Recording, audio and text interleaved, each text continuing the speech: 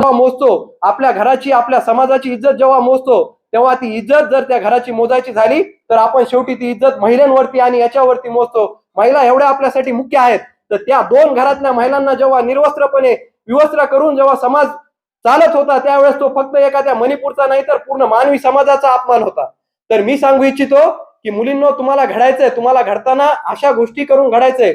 आता आपल्यामध्ये तुम्ही आज 11वी 12वी पर्यंत शिक्षण घेताय, आपल्यात अशा मुली आहेत की ज्यांना 10वी पर्यंत सुद्धा शिक्षण मिळत नाही. कितीतरी मुलींची अडचण आहे. आणि आता सर मी सांगू इच्छितो की शिक्षण एवढं हे झालंय की तुम्ही मोबाईलवरती की तुम्हाला काही भेटलं नाही, बेस भेटला नाही, मला चांगले टीचर नाहीयेत, हे कारणच राहिलेले नाहीयेत. 2000 रुपयामध्ये मोबाईलवरती तुम्हाला जगातला सगळ्यात चांगला लेक्चर येऊन शिकवतोय ऑनलाईन मध्ये. तर आपण आता ग्रामीण भागातून आहोत. हे सगळे जे मान्यवर आहेत हे सगळे ग्रामीण भागातले आहेत. हे प्रत्येक माणूस त्याच्या त्याच्या क्षेत्रामध्ये अव्वल आहे. सर कॉलेजचे प्रिन्सिपल आहेत ते दहिपळे सर एका ग्रामीण भागातल्या पाथर्डी सारख्या तालुक्यात नाहीत, उषा मॅडम आपल्या पिंपरी सारख्या गावात नाहीत, हेच नाही तर असंख्य उदाहरण आहेत. तर तुम्ही आज विचार करत असाल की आपण